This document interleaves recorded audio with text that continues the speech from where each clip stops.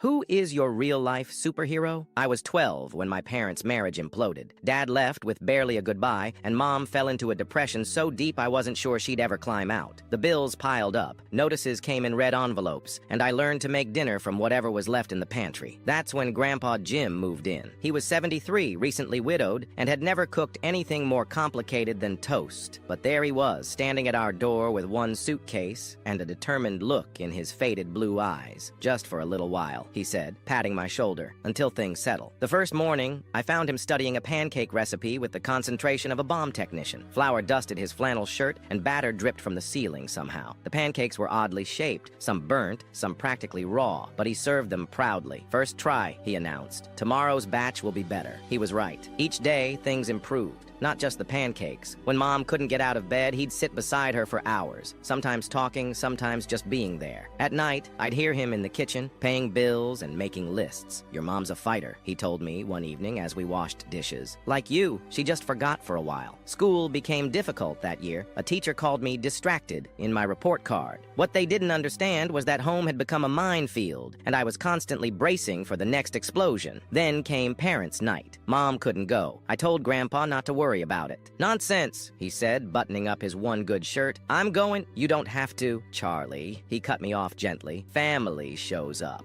I watched him iron his pants, polish his shoes, and carefully comb his thin white hair. He looked tired. I knew his arthritis was acting up because he'd been wincing when he thought I wasn't looking. At school, he shook hands with every teacher, asked thoughtful questions, and took notes in his shaky handwriting. When Mrs. Peterson mentioned I was falling behind in math, he nodded seriously. "We'll work on it together," he promised, and we did. Every night after dinner, we'd spread my textbooks across the kitchen table. Math had never been his strong suit either, but he'd sit there squinting at problems until we figured them out together. One night, frustrated with fractions, I slammed my pencil down. "This is stupid. Dad would know how to do this." Grandpa didn't flinch at the mention of my father. He just picked up the pencil and handed it back. "Maybe he would," he said quietly. "But I'm here, and I'm not going anywhere, so let's try again." It wasn't just the homework help or the gradually improving meals. It was how he treated Mom with dignity, even on her worst days. How he fixed the leaky faucet and taught me to change a tire just because a person should know these things. How he never once complained about the cramped guest room or his aching joints. 6 months turned into a year. Mom slowly returned to us. She found a better job, started cooking again, laughed sometimes. Grandpa didn't move out until I was 14 when we were truly steady again. He lived just 3 blocks away, close enough that I could ride my bike over any time. The summer before he died, we built a treehouse together in his backyard.